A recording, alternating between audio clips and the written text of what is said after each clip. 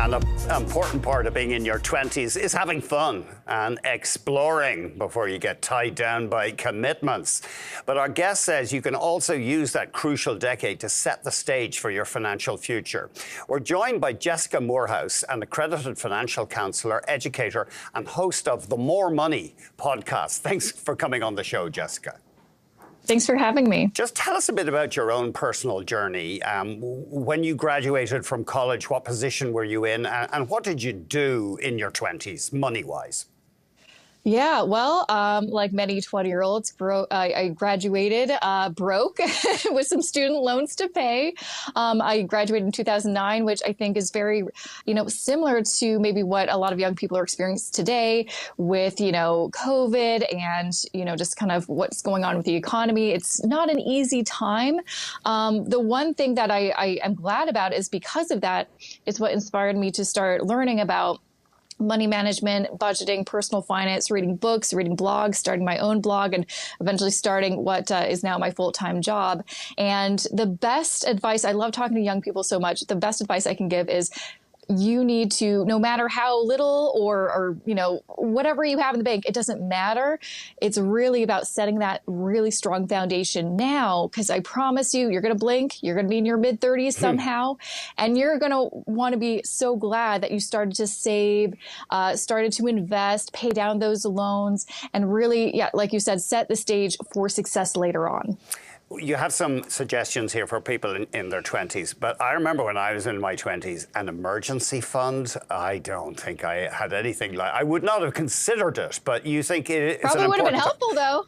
Sorry, go ahead, Jessica. Right? It probably would have been helpful in your 20s to have an emergency fund. I mean, it wasn't anything that I knew about until I started, educating myself about, what are some things that everyone should have to make sure that they're going to be okay if they do lose their job or their hours get cut. I mean, I was working 2 jobs and, getting paid very little in my 20s. And so, and also, I moved out of my parents. I really didn't want to have to move back because I couldn't afford my rent. Mm-hmm. And an emergency fund was my first priority. And it took me a good year and a half to get to the number that really was significant for me, that would make me feel safe. Mm-hmm. And it was one of my, the highlights of my, accomplishments in terms of, financial goals. And it's one of the things that every 20-year-old, that should be your number one priority, is saving up that 3 to 6 months of your living expenses in a savings account, because you never know what's going to happen. I mean, we've seen this. A lot of people are getting laid off, or maybe you are in a toxic work environment and you want a way out. And this will give you that, breathing room where you can maybe leave that job while you're finding your next job. You have some lifestyle tips here, and you say live with your parents for as long as you can. It can be tense, but it saves you a lot of dough, doesn't it? It sure does. I mean, I lived with my parents throughout university and then the year after. And if I didn't, I would have been in so much more debt, and it would have been harder for me to really get going with my finances. And so highly recommend, if it's possible and you're in a good situation, talk to your parents about, hey, can I stay here for a little bit longer? See if you can pitch in another way, or, if you can afford to, maybe pitch in with a little bit of rent. Mm-hmm. But I feel like we have this expectation that we need to start our adult lives and move out on our own. But again, if you can take a little bit of time and maybe save up, an extra year of cash for that emergency fund, so you're in a better financial position. When you do move out, you'll be in such a better spot, and you can maybe take more risks with your job, or you won't have to take the first job that will have you, which, I mean, I've definitely done that, and it's no fun. Although one thing you do say is get working. Don't hang around looking for a delightful job. You say take a job when you can get one.